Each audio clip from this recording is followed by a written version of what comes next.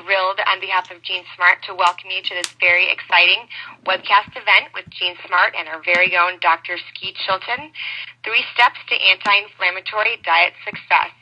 We have our very own Dr. Ski Chilton here with us. He's author of Inflammation Nation and co-author of the new Made to Crave Action Plan. He's one of the world's leading scientists in the field of nutrition and inflammatory diseases and has done some really amazing research on how our genes work with our body and our diet. So we are thrilled to have him here today. I do want to go ahead and just make a note to make sure that everybody can hear their audio. Go ahead and you'll click the phone button on the top left. You can either join in by internet or by phone. If you have any questions, feel free to use the chat button right up top and go ahead and send us a message. With that being said, I would like to go ahead and turn you over to Dr. Ski Chilton. Hello, good evening. It's so good for everyone to join us tonight. I'm here in North Carolina at Wake Forest University School of Medicine, and it's great to be with you tonight. We're just switching over our screen, so it'll be just a second, and I will get started. I want to ask Allison, have you got my screen, Allison? I do have your screen. Everything looks good. Okay. Well, here we go. Well, again, good evening, and it is so good to be with you tonight, and it's so good to have you all tonight. I really enjoy speaking to you guys and speaking to the folks that come to the Gene Smart website and speaking to folks who are really looking to improve their wellness and improve their health. Tonight, I want to talk about 3 steps to an anti-inflammatory diet. And I want to get started kind of with the first slide. I want to explain to you as a researcher, as a scientist, as a person who cares about other people, what my primary goal is for helping you. What I want to do is I want to empower you to live longer, healthier, and more vital and more fun lives. And what I show on this screen is what I show on the right-hand axis is vitality and as a function of age. And what you see in the red line is in the United States as a result of the modern Western diet, we're suffering in this country. And what you see on this is we're aging before our time. And if you look the red line, you can see how rapidly that it's dropping. My objective is for that line not to drop so rapidly. My objective is for individuals to live healthy, vital lives for much, much longer. Now, it's okay. We want to live a bit longer, but really what we want and the optimum is that we will be able to live our lives and do more with our lives with the years that we have. And that means that we're living vitally and having a whole lot more fun. We're not suffering so many of the diseases that are impacting so many Western societies. So as we get started on this journey about inflammation, the way I'm going to start the journey is to tell you what inflammation is. Now, I know many of you have seen inflammation. If you've ever cut your hand, if you've ever had swelling, if you've ever had redness of a tissue, that's inflammation. And what inflammation is, in a simple way to think about inflammation, is when white cells in your bloodstream move out of your bloodstream and they go into tissues. And then once they go into tissues, they start trying to destroy whatever's in the tissues that's causing the problem. Now, what happens so often is there's nothing causing the problem. So they begin then to break down the tissue itself. Now, if you go to the next slide, why is inflammation so bad? And as Time magazine shows here, inflammation is the silent killer. And here's the reason it's so bad. Our modern Western diet and the things that we do and the lack of exercise and the things that we go about dramatically enhance inflammation in our bodies. Now that inflammation is like embers of burning fire. Now that inflammation is waiting to attack an organ. Now the higher that our whole body or systemic inflammation is, the more likely that inflammation is to move to an organ, whether it be your heart, whether it be your lung, whether it be your skin, and create a disease. Now what you see is in all this term inflammation is out there because this umbrella of inflammation covers a whole variety of diseases. As you can see, from pulmonary diseases to neurologic diseases to autoimmune diseases to rheumatoid and osteoarthritis to type 2 diabetes, cardiovascular disease, even dementia and Alzheimer's disease, we're rapidly understanding the pivotal role that whole body inflammation plays in those processes. Now, as I've just said, and what I've shown on this next slide is examples of inflammatory diseases. So if you have this high level of inflammation, this high level of whole body inflammation, if that inflammation moves to your hands, you get rheumatoid arthritis, and you see that up in the left-hand corner. If it moves to your skin, you get atopic dermatitis or psoriasis. If it moves to your lungs and the small airways of your lungs, you get asthma. If it moves to your coronary artery, you get heart disease or coronary artery disease or stroke.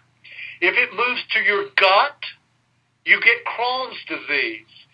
If it moves to your brain and you have inflammation in your brain and you have profound inflammation in your brain, it leads to diseases such as Alzheimer's disease.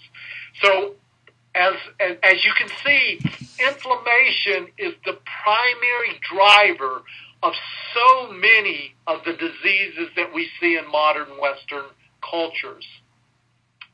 Now, the thing about inflammation that tells us that we're doing so many of the wrong things is that chronic inflammatory disease are increasing so dramatically. For example, 21 million Americans have diabetes. That's a 50% increase in the last 10 years. Arthritis and chronic joint disease, 43 million people in the U.S., almost 20% of our population has this. Asthma, over 30 million Americans have asthma today. That's twice as many as 1980. Allergies, 50 million of us, 20% of our population, 100% increase in prevalence of hay fevers in developed countries in each of the last 3 decades. Cardiovascular disease remains our leading killer, with 70 million Americans having in some form. Greater than 70% of Americans are overweight and obese. And really a testament to how bad this is the fact that the U.S. ranks number 1 in healthcare spending and number 37 in performance according to the WHO, the World Health Organization. And that's not only because our healthcare is more expensive, but it's because that so much of our diet is driving so many of these diseases. Now, how do we know if you're inflamed? How do we know if you have whole body inflammation? Well, several years ago, we used to think fat tissue was simply something that we carried along with us, and it was simply storage tissue. What I've shown in this next slide, if you see that yellowy bunch of of stuff up in the top, that's fat tissue. And what fat tissue does is fat tissue releases inflammatory mediators. It then signals the liver to release an inflammatory mediator called CRP. CRP and these inflammatory mediators then rise in your bloodstream. And those are markers of whole body inflammation. When those elevate, your body is elevating. CRP is C-reactive protein, and it's one of the best markers that we have to tell us that if your whole body is inflamed. Now, what's causing all this inflammation? That's the question. Why in the best healthcare in the history of humanity do we have all this inflammation and these inflammatory diseases? Well, clearly, our number one threat to inflammation is obesity. And every year I hear so many folks talking about other things and the threats of other things. But believe me, there is no greater health threat to our human health than our obesity and our obesity epidemic. Now, how has this happened so rapidly? What I've shown on this next slide are maps of the United States in 1990, 2000, and 2010. Now, what you see in terms of colors is each state and the number of folks in those states that were morbidly obese at that particular time point. Now, this is not just overweight, because as I said, 70% or greater of Americans are overweight, but this is morbid obesity. And what you see is from 1990 to 2000 to 2010, this dramatic increase in morbid obesity in the United States. We've never seen anything like this. This is just absolutely dramatic. And believe me, this is a public health care train wreck. Now, if we look at obesity in terms of counties around our country, if you just look in terms of counties, now I live in North Carolina, and I know many of you live all over the country. Allison is in Chicago. But if you look in counties, you can see that the Southeast is particularly high in obesity. Now, you can see other states, and some states do well. If you're out in Colorado, you're doing pretty well. But look at your counties and look at your states. Now, the next slide shows you the same slide with the incidence of diabetes. Now, the first thing that you notice, it's impossible not to notice, is those counties, those states that have a high rate of obesity are the same counties and states that are absolutely packed with this inflammatory disease, type 2 diabetes. So obesity tracks with diabetes, obesity tracks with heart disease, obesity tracks with inflammation, it tracks with arthritis, it tracks with all the inflammatory diseases that we look at. Obesity is an incredible enemy in terms of inflammation. Now, threat number two.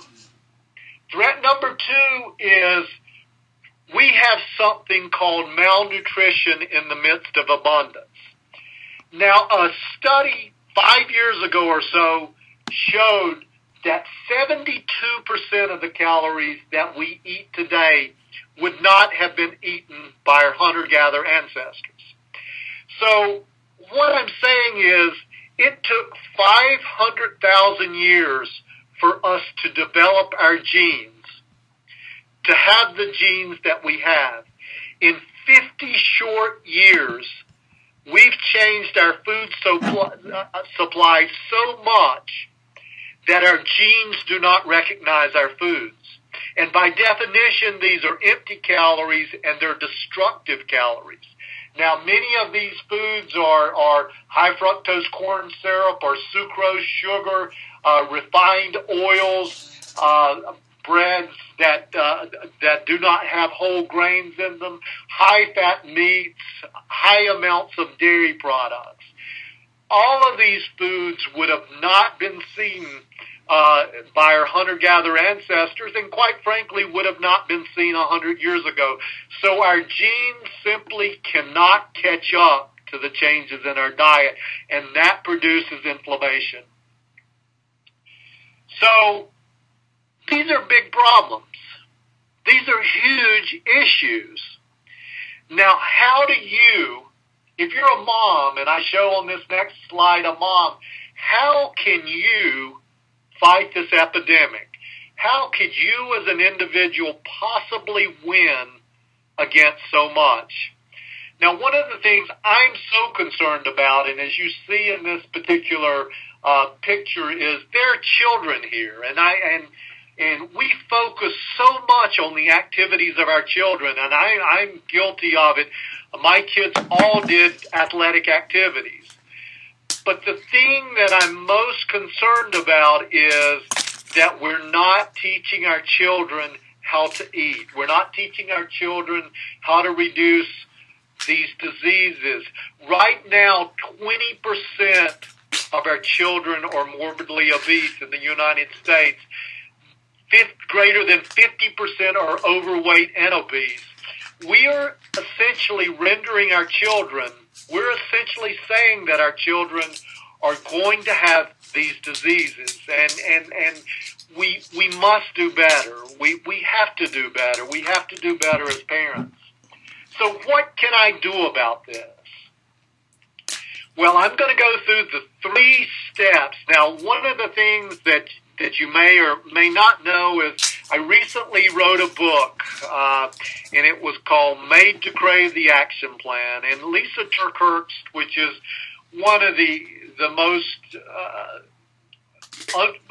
most recognized personality in the Christian community, and I wrote this book together. And what Lisa really challenged me with is, she said, Dr. Ski, you know all this biochemistry, you know all this stuff, and you know what, you can write that down, but we can't understand it. What we need to understand is what are the simple changes that we can make to affect our life. Now, step 1 is increase your dietary fiber. Now, I'm going to tell you why that's the case, but what I show on this slide is several foods that have dietary fiber in them, from pears to apples to broccoli to oatmeal to berries to blackberries, blueberries. These are incredibly high fiber containing foods. Now, why is that important? Well, let me tell you what fiber does. So nearly 100% of dietary fiber goes through your digestive system and reaches your colon. Now, fiber contains no calories, and it increases your food volume. Now, refined foods have little or no fiber. Now, let me tell you what I just told you. What fiber does is it goes into your gut, and it occupies your gut, and it signals your body, and it signals genes in your brain to say, I'm full. I no longer need to eat anything else. So fiber, and I'm going to show you in a second, fiber is your best friend if you're trying to lose weight, because fiber will tell you and tell your body, it will say, you know what, I'm full, I no longer need to eat. You eat enough fiber and you and I will never have to have another calorie discussion again. So just to kind of tell you what I just told you, why eat fiber? First of all, it dramatically enhances weight loss if you're on a diet. Now, what this particular figure shows, it's from a paper that came out not so long ago. And what you can see from this particular figure is in the open circles, you can see folks that got on a diet but didn't emphasize fiber in that diet.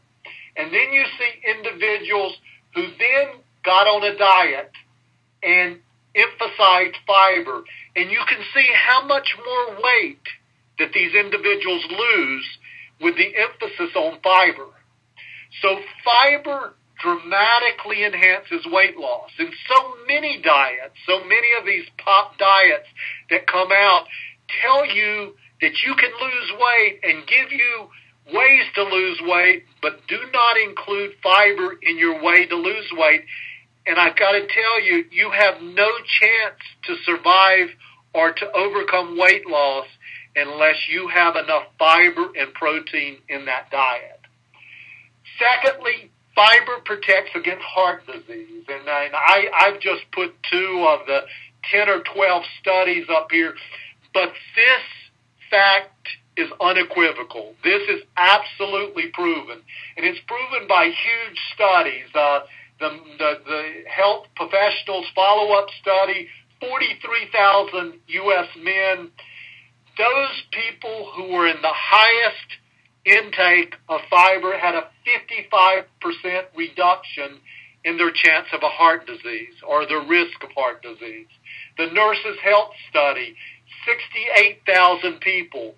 These individuals who were taking the highest amounts of fiber had a 66% reduction in their chance of having a heart event. These data are overwhelming and incredibly convincing. Fiber also protects against type 2 diabetes. Now, this is a very complex slide, and I'm not going to go over the slide, but basically what the slide says is if you increase your fiber content, if you increase the fiber content of the food that you eat, insulin levels and sugar levels in your blood will be much, much better controlled. So everyone says, okay, give me the real numbers. You've given me a concept, but I want to put it into place. Well, how much fiber? Well, for the average woman, it's about 20 to 25 grams of fiber a day. Now, you can look on any food label and find out how much fiber it has. For men, it's about 30 to 35 grams a day for your average adult men. Now, at least 30% of that fiber needs to be soluble. Now, I don't have time in this talk to go over soluble fiber, but Google soluble fiber and you'll get the sources of it. Now, what soluble simply means is that it dissolves in water. Now, the food industry has done a great job of making insoluble fiber products, but we still have to get our soluble fiber from food products. Now, if you don't get enough soluble, if you don't have at least 30%, you're going to have issues. You're going to have gas issues. You're going to have cramping issues. So it's very important to have enough soluble fiber in there. The other key to fiber is you have to drink plenty of water, which in and of itself is a weight loss strategy. So plenty of water and fiber. Step 2. Increase your exercise and exercise the right way. Well, what do we mean the right way? Well, first of all, let me say that any exercise is better than no exercise. And I often say when I'm working out, a bad workout is better than no workout. And as you age, especially, one doesn't have to exercise as hard to get the same benefits to elevate heart rates and metabolic rates to higher rates that are necessary to reduce inflammation. So what do I mean exercise in the right way? Well, I love this cartoon because this cartoon talks about the importance of exercise. And the doctor's sitting there saying to the man, what fits your busy schedule better? Exercising 1 hour a day or being dead 24 hours a day? Now, I would change this cartoon a bit because what the latest data suggests is it doesn't have to be an hour a day. What the latest data suggests is that it can be 30 minutes a day, and it can be 30 minutes 3 to 4 days a week.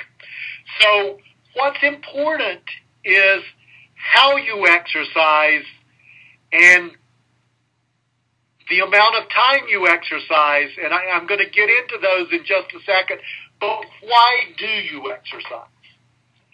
Well, you exercise for a whole variety of reasons, and those of you on the phone, to increase lifespan, increase muscle mass, prevent chronic disease, lower blood pressure, stabilize glucose, reduce lipid risk factors, reduce inflammation, change total regional body composition, increase bone density, reduce depression, increase cognition, and enhance overall quality of life.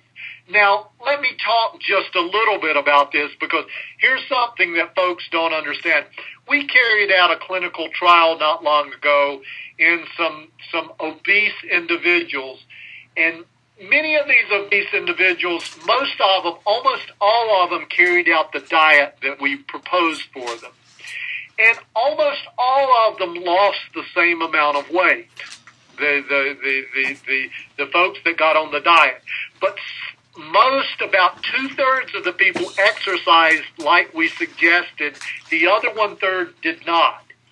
Those individuals who exercised lost an average of 5 inches around their waist in 6 weeks. Those individuals who did not exercise lost 1.5 inches around their waist in 6 weeks, even though they all lost the same amount of weight. So exercise does change your body composition, and it changes your body profile. But for this discussion, most importantly, it reduces whole body inflammation. Now, I have good and bad news for you here. The good news is you don't have to exercise as long. You can exercise 25 to 30 minutes a day for 3 to 4 days a week. Here's the bad news. You have to exercise harder than you probably want to. You cannot sit there on the elliptical and read comfortably and be getting anything out of your exercise. So you don't have to exercise as long, but you have to exercise harder. And that's what the research says. Now, what the research says is that you need to reach 65 to 85% of your maximal heart rate for your given age. Now, it's impossible to say what your maximum heart rate is, but the American Heart Association says a good estimate of that is 220 beats minus your age. So I'm around 50 years old. 220 minus 50, my maximum heart rate is 170 beats per minute. Now, if I'm exercising, I want to exercise 65 to 85% of that 170 beats per minute. Now, the great thing is most machines at your Y, most machines at any workout center, you put your hands on the grips and it tells you what percentage you're working out at. Now, if you do that 25 to 30 minutes a day, what the research says is, and this was a really, really fun study, because basically what they did was they took twins, and twins have the same genetic composition. And basically they took these twins, and one of the pair of twins was a twin that exercised regularly. The other pair of the twin did not. And this was a tour de force to find this many twins that did, one that didn't exercise and another that did. And then they measured the end of chromosomes as an independent marker of aging. And basically what the study found is that twin that exercised regularly took 10 years off of their life. Gained 10 years to their life. The individual that did not exercise lost 10 years from their life. What is 10 years worth to you? I mean, I think about my grandbaby. I think about my children. I think about all the events that I want to see. it's incredibly important to me to be here for those events. With regard to inflammation, exercise markedly reduces inflammation. And what you can see by this slide, if you see the YPI, these are young people in the YPI, and you can see the dark bars and the open bars, and you can see this marked reduction in inflammation in these individuals. If you look at the OPI, you see the dark bars and the light bars, and the light bars are after exercise, the type of exercise that I'm talking about, and the dramatic decrease in whole body inflammation. Step number 3, take advantage of superfoods. Now, what do I mean by superfoods? Superfoods is actually a marketing term, and it's a term that I don't really like so much, but because it's used so much, I'm going to use it in this context. So, a superfood is a food or a supplement that has a high nutrient content. For example, an omega-3 containing food. Or it has a high micronutrient content, such as a polyphenol, that confers important health benefits. So by eating these foods, by having these foods, by eating these foods, you get profound health benefits. And that's why the industry calls them superfoods. Now I'm going to start out with superfoods called polyphenols. And again, I love this particular cartoon. You see the mice in the cage drinking wine, and you see one mouse saying to the other, "It has a tip-in nose with the usual notes of oak and vanilla." And the other mouse just can't believe. I can't believe that you're merely drinking a Merlot. And the scientists are looking at the mice, going, "This red wine really makes them live longer, but these mice are getting to be a real pain." And what this cartoon so aptly says is polyphenols have been strongly associated with what's called the French paradox. Now, the French paradox is this paradox, and if you look at France here, if you look at the amount of cholesterol or fat in foods, folks in France eat very high fat, very high cholesterol type foods, but have much lower rates of heart disease than would be predicted by the amount of fat that they eat. And that has been attributed to the polyphenols within their diet. Now, what are some of the most powerful polyphenols? Let me first of all say this. Polyphenols, we need more research in this area because there have been very few human studies. There's been lots of animal studies, and we need a lot more human studies. But what the human studies say so far is resveratrol, transresveratrol, and the anthocyanins in dark fruit skins in particular are very, very powerful micronutrients that have important health benefits. And it's not the antioxidant properties that have been thought that are important here. These particular compounds actually act as bioactive molecules to improve human health.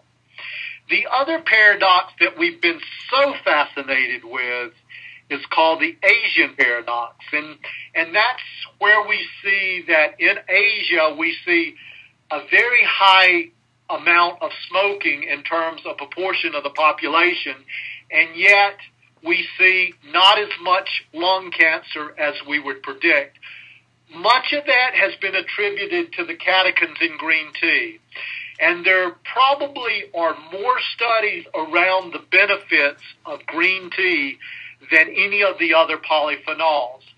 So really the areas where the research is the most rigorous, although we need much more research, are clearly in the areas of the dark fruit skins and the catechins in green tea. And finally, the other superfood, my favorite. I've been working on this for 30 years. This has been my life's research work for 30 years, are omega-3 fatty acids. Now, what you see here is you see a nice piece of salmon, or you see a supplement, an omega-3 containing supplement.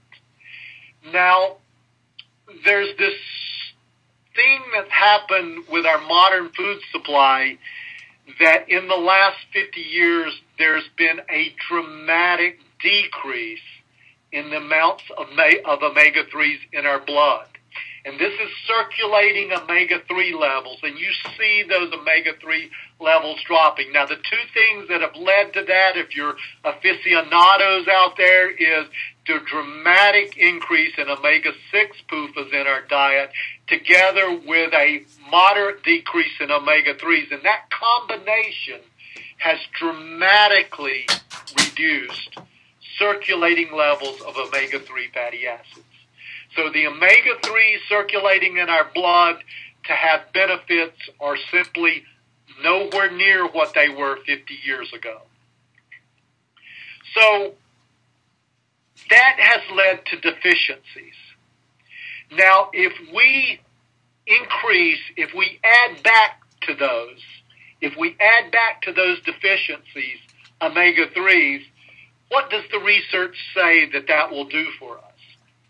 Well, clearly the best evidence for this is around vascular disease and really coronary heart disease and stroke. And I'm going to show you some data in a few minutes that is absolutely startling, and not only startling is the wrong word, but so incredibly impressive in regard to vascular disease and in particular coronary heart disease. Where there's really, really good evidence, and I would say has moved up to the best category as well, is omega-3s are critical for early childhood development. Our brains, 50% of the mass of our brains are omega-3 fatty acids. And if children do not get those in the second or third trimester of pregnancy, or if they do not get it in the early years of their lives, evidence is emerging that there can be marked decreases in cognitive function. There can be a marked increase in mental disorders. So clearly, omega-3s are critical for early childhood development. There's early but very promising data in the areas of autoimmune diseases, including the arthritis, the psoriasis, those types of diseases, pulmonary disease such as asthma, and in particular exercise-induced asthma, insulin resistance, type 2 diabetes, mild hypertension, rheumatoid arthritis, depression and mental illness is emerging rapidly. This is a field that is, and I'm going to show you some data in a few minutes with that. Cognitive decline with aging and improving cognitive decline with aging.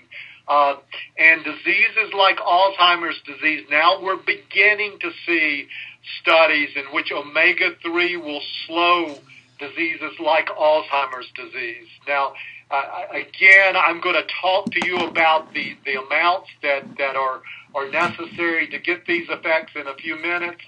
And where there's some data, but the data is not convincing yet, are several types of cancers. And it's just because in these cancers, while a majority of the studies have shown some benefit, there are a few studies that have not shown benefit, so we can't unequivocally say it for cancer yet.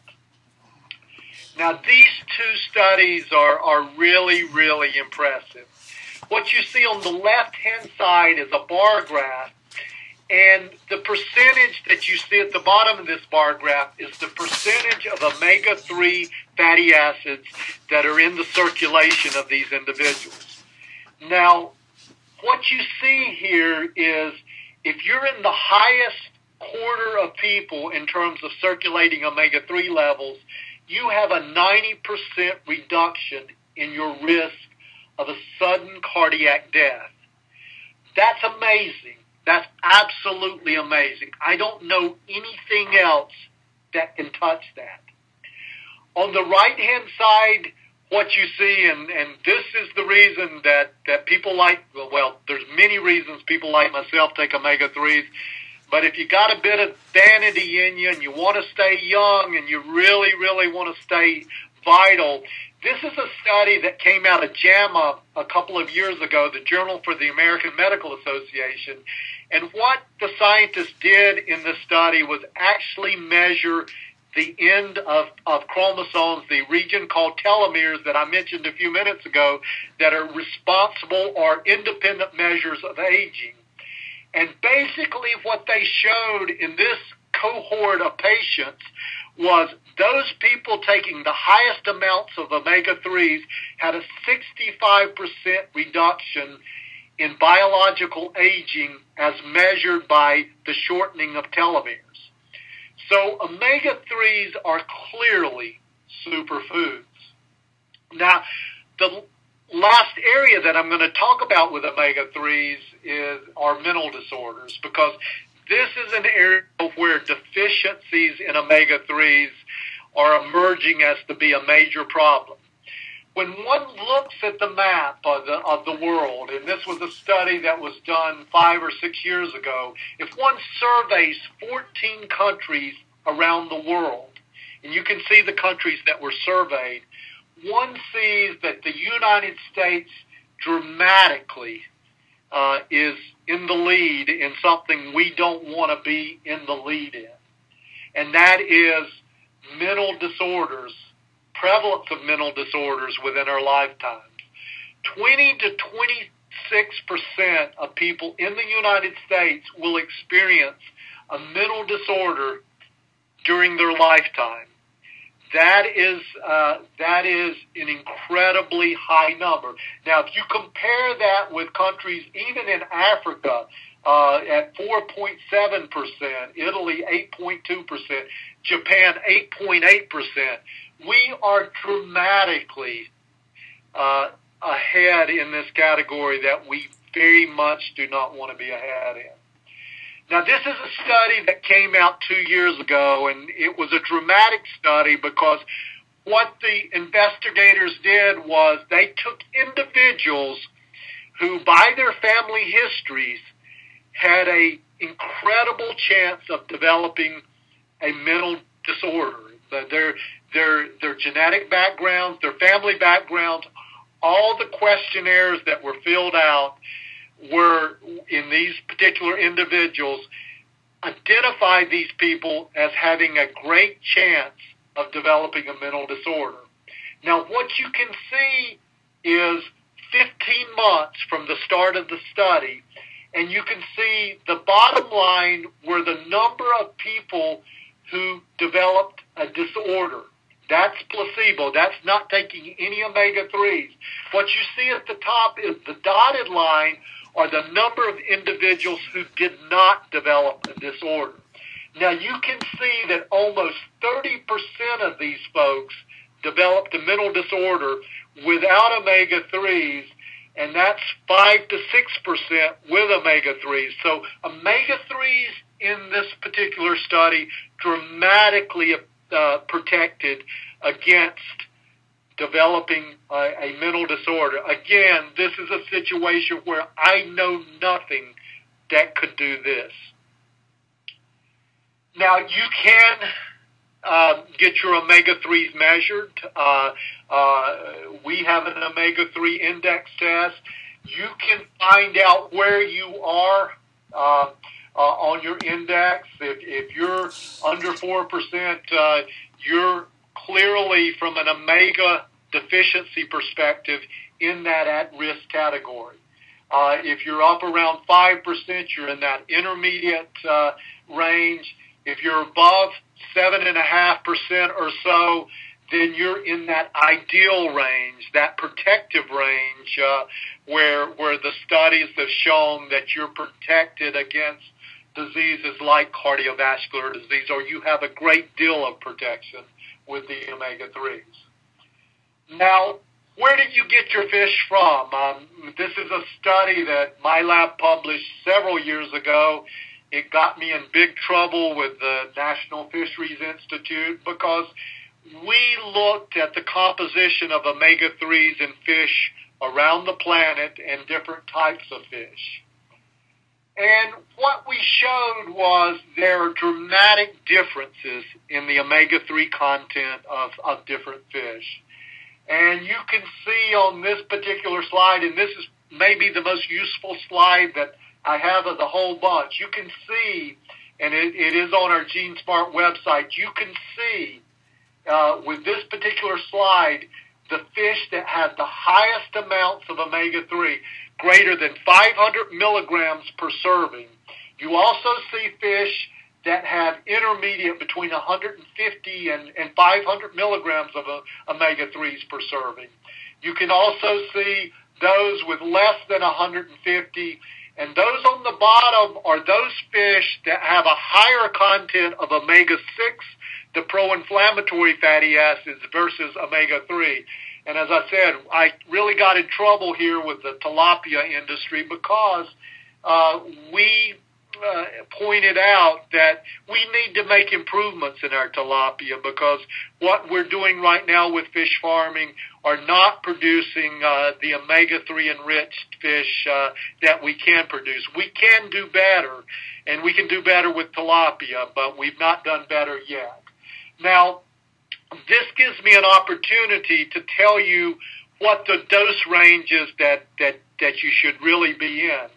Now, when you look at a fish or when you look at a supplement, you're going to see how much of something called EPA and something called DHA is in the fish or in the supplement. Now, you're going to add the milligram amounts of those two things together. You're going to add them together, and they're going to come up to a number. Now, most research suggests that to have protective effects, that number needs to be above 500 milligrams of EPA plus DHA a day. Now, if you take a dietary supplement, you're going to see on the front of the bottle something that says 1,200 milligrams. That has nothing to do with the omega-3 content within that capsule.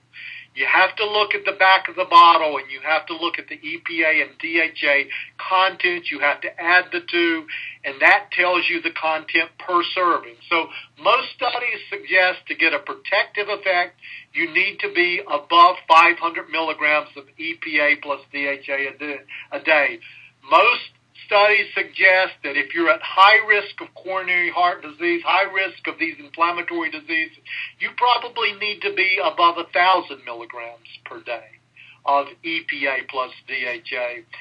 The American Heart Association suggests if you have high triglycerides, elevated triglycerides, then you can go up to 3,000 milligrams or 3 grams of EPA plus DHA a day. So those are all important when thinking about either fish or supplements. Now, if you can't get those dosages, which most people in the modern Western diet cannot, then one then has to go and really needs to go and supplement their diets. And as I said before, not all fish are created equally, and this is a figure from the paper that we published. And basically, we measured the ratio of the pro-inflammatory omega-6 arachidonic acid to the anti-inflammatory omega-3 EPA.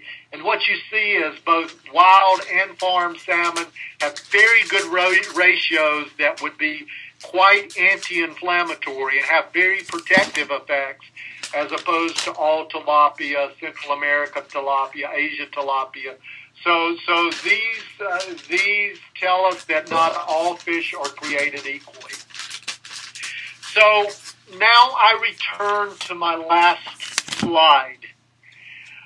I want to return to the point that I made to begin with. The point that I made to begin with is I want you to have the knowledge and the power to be able to live longer, healthier, more vital, fun lives. I want you to have the information to be able to pass that down to your children. I want you to have the information to be able to feed your family in a way that's going to protect them from the diseases that are driven so much by this obesity epidemic and inflammation. In this short talk with these 3 strategies, I've provided you what I believe to be the state-of-the-art scientific information to tell you what the science says you should do. Now, there are many, many folks out there, and there's lots of noise of people telling you what you should do. And it's very important for you to understand that it doesn't matter what any of these folks say. The only thing that matters is what the science says. In my last book, The Gene Smart Diet, I had 269 scientific references in that book. It doesn't matter what I think. It doesn't matter what anyone else thinks. All that matters is what the science says. And what I've tried to do to you tonight, for you tonight, is present you with the science. And I've actually, with each slide, shown you the reference from where the science comes from. Why do I want to do that? Is I want to stop inflammation, and I want you to stop inflammation. And I believe with these 3 tools, increase your dietary fiber, exercise, and do it the right way. Take advantage of the superfoods. I believe that you can add years of vitality and fun to your life. I believe that you can pass on these habits to your family and to your children. I think that you can build a legacy with your family, and you guys can cook together and eat together, and it will be something that is passed on from generation to generation.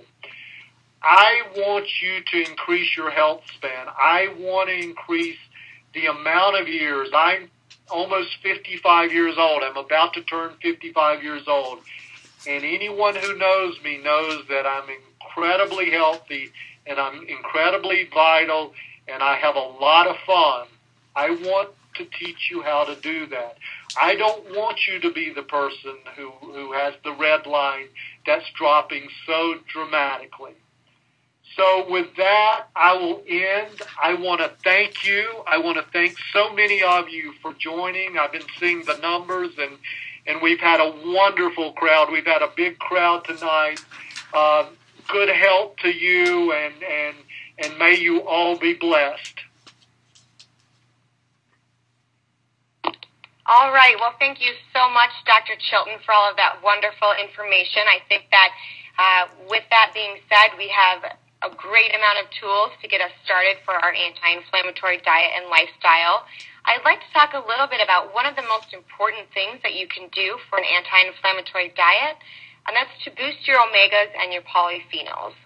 When possible, we definitely recommend obtaining your nutrition through foods, not only because it's such a great source, but there's so many delicious options out there. If you take a look at our website, we have a bunch of free resources that's out there for you, everything from a free high omega-3 fish guide to rich fiber foods, even a bunch of anti-inflammatory diet recipes, including teriyaki salmon, butternut squash soup, and a bunch of other mouth-watering recipes. So definitely take a look when you have a chance there. I know that some of you may be wondering, Dr. Chilton did mention supplements. So when it comes to food versus supplements, where do you go and what do you look for? And as Dr. Chilton mentioned, for many of us, it can be difficult to get what we need for our bodies through our food because of the way that our food supplies and our lifestyles have changed. That's why GeneSmart created these high-quality premium supplements just to support your anti-inflammatory diet. As Dr. Chilton had said, we do recommend you aim for at least 1,000 milligrams of combined EPA and DHA omega-3. When you're looking for supplements, you want to look for something that's high quality, something that's concentrated so you can take 2 pills instead of having to take 6 pills in some of the lower quality supplements that may not be as concentrated. And something else that's very important, which is what we do with our supplements, is molecular distillation. It helps avoid PCBs, heavy metals, mercury, and any other impurities that might be in your supplements. I'd like to talk to you a little bit about our most popular product. It is our borage oil, pomegranate and green tea extract, and omega-3. We offer it in a monthly delivery program. You can see we offer 1,200 milligrams of combined EPA and DHA fish oil. Again, it goes through the molecular distillation, so there's no impurities in there. It's very clean. It has more EPA and omega-3 than other fish oils that are in the supplement. We also recommend 400 milligrams of GLA borage oil. When it's taken with fish oil, it acts as an even stronger anti-inflammatory than omega-3 taken alone. The last supplement is our pomegranate and green tea extract. That's going to give you a big boost of polyphenols. So if you can't eat, a big spinach salad with lots of berries and salmon in it for breakfast, lunch, and dinner, then that's fine. That's why we have these supplements to help support you on your anti-inflammatory diet. Again, the supplement is very concentrated, so you only need to take 2 of each supplement per day. Now, someone had asked earlier about the difference between fish oil and krill oil. The thing with krill oil is it does provide you with omega-3, but it's generally in a lower dose, so you'll end up taking about 6 pills or 8 pills instead of just taking 2 pills, and that can also get definitely more expensive. The reason that we created this monthly delivery program is it saves you time and money. On addition, you get 10% savings, and you also get free shipping. It's definitely convenient because it helps you remember to take those supplements. You'll never miss a dose, and conveniently, they're shipped right to your door once a month. As I mentioned, you can save 10% over buying them separately. But today, we'd like to thank you for joining our webcast and offer you an exclusive coupon. If you haven't tried our supplements yet, we do invite you to come along and check them out. You can save an extra $10 on your first month's supply by using coupon WebSupplement10. I'll go ahead and leave that up there for a second so you can make sure to write that great coupon down. I just want to also make a side note that coupon does expire at the end of October. So if you're interested, definitely go to our website and check that out and go ahead and get that coupon down for your use. So people ask us a good amount, how do I know if my anti-inflammatory diet's working? I've been taking the supplements. I've been changing my lifestyle. Well, the answer to that question is very simple. You measure it. So we definitely recommend tracking and measuring your success. As Dr. Chilton had mentioned, you can measure your success with an omega-3 index home blood test. Now, once you begin to adapt an anti-inflammatory diet and you start taking those supplements and get your levels where they need to be, many people start seeing positive changes in as little as 7 to 10 days and improve their omega-3 index and omega-6 to omega-3 ratio in just 2 weeks. However, just because you're taking supplements and doing an anti-inflammatory diet doesn't necessarily mean that your score is where it should be. There are a variety of factors that can affect your score: your age, sex, height, different genetic factors, if you have various medical conditions or any sort of medications you're on. Also, the source and quality of omega-3s that you're taking, as well as how they're consumed. We always recommend that you take your supplements with food. So a variety of factors can affect that score. And that's why we recommend that you measure it. For this reason, we offer our omega-3 index home blood test kit. It's convenient at-home test. It measures your omega-3 index, your omega-6 to your omega-3 ratio, as well as your vital omega-3 scores. In addition, you get a free guide to high omega-3 fish, as well as free shipping. And for those of you that would like to know just a little bit more information, it also includes a full fatty acid profile of 37 different fatty acids in your blood. So you can see here we have a picture of the test kit. It was featured in Wall Street Journal. It was also seen on Dr. Oz and the doctors. So the knowledge is definitely growing about the importance of omega-3 tests. We'd also like to offer you a special coupon for those of you that have joined us on our webcast. It's another $10 savings coupon. You'll just need to enter WebCast10 in the coupon code when you check out. And again, this coupon does expire at the end of the month, so if you're interested, head over to our website and check that out. Again, I just want to list those coupons for you. Make sure you get them down. We want you to make sure that you have access to everything and can get those savings. So, again, if you're interested in our monthly supplements, we definitely do recommend them. It's our top-selling product. Here's a coupon to save you an extra $10.